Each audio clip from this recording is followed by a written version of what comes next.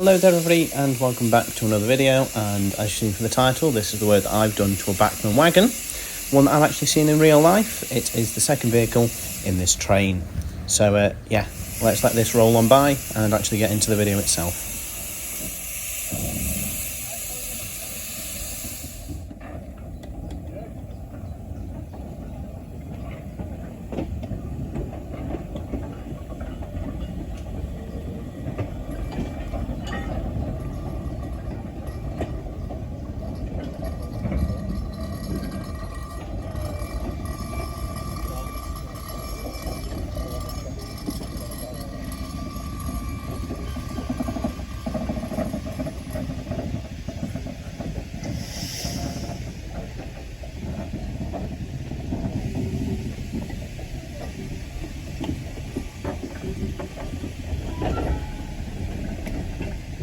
And here is the van in question. Now, the LMS used these for moving pottery about sometimes, as well as general goods. So it's particularly relevant for the Hoopton Colliery Light Railway, as it is based in Stoke and fictitiously has a pottery works or two being served. So, instead of this just being your traditional weather in a wagon video, I wanted to take it one further, and I wanted to do what I've done in two videos before, which is the time attack and the two wagons in one, the mainline detailing, and I'm basically creating two wagons in one by keeping it standard on one side and removing decals on the other.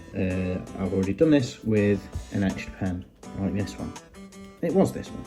So what I'm going to do is I'm going to take these Parkside models decals that I've got over the years, to be honest, and I've trimmed them to get rid of the hop part there and the 21 tons. These are 12-ton vans, I think, so 21 tons would look a little bit weird on it. I'm going to get rid of the E prefix, which puts it as an eastern region. This would obviously be a Midland region, but it would still have some BR-ish numbers on it. If I'm honest, I don't really know what K means, but my hypothesis is that from a distance it'll just have some BR decals on this side and this side, and let's be honest, hardly anyone's going to know the difference.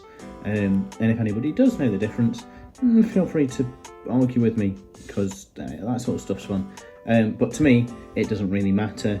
It's just going to look a little bit like a BR wagon, and that's kind of doubled my money, as I've got a BR side and then I'll have an LMS side as well. So let's get into this. So I wanted to talk about why I've put the decals where. So we're going to start with some internet research, such as on Hatton's website here, where they've got a proper banana fan. Now, despite being fascinating bits of rolling stock, it does kind of show us here that we've got a WB. So I've put a WB there. And there's like two numbers with a dash. I've put that in. And like a number down this end, which I've also put.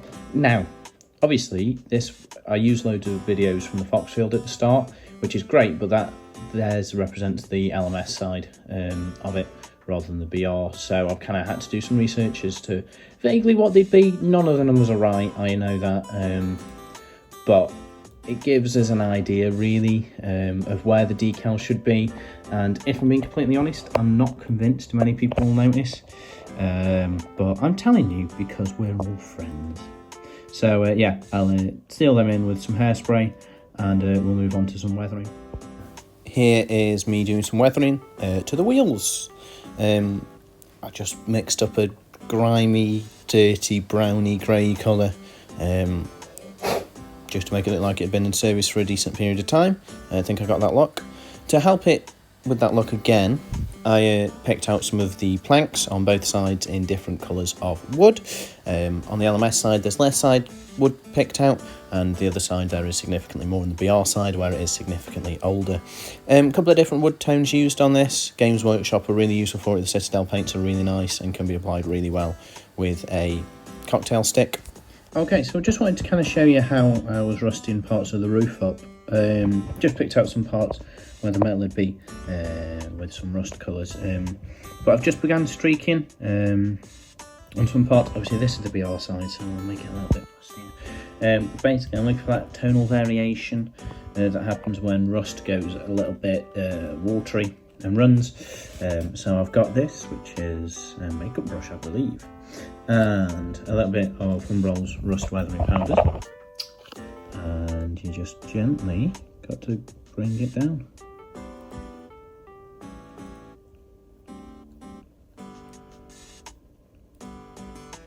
So this is the LMS side, so it would be a little bit newer. It's not going to need as much rust. So just, yeah.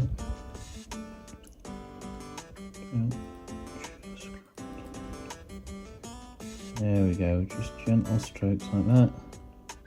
I'll catch you when I've actually done it, but after a little bit it's like that, and after a bit longer it's like that. Here it is with a little bit of work. I've kind of seen this on a couple of preserved wagons, so I thought it would be quite cool to do. Still needs a bit of neatening up, but I'm particularly happy with the way that this one's turned out, and the streaking across there, patchwork streaking. Yeah, just as if the rust bubbled through, and it is now running a little bit. Some there as well on the sides of the wagon that would have been metal. I've also put the first layer of frame dirt on the underside, but yeah, coming along well. So this is me hopefully highlighting some of the wooden panelling effect on this model. So basically painted it with a watered down black acrylic and plucked it off using a cotton bud. It just gets into the recesses and helps define the differences, especially on, say, the door where I've painted 2 planks in. It helps redefine the planking detail between the two and the chasm that would be between the 2 planks of wood. You can also see that the underframes had another coat of frame dirt applied to it as well.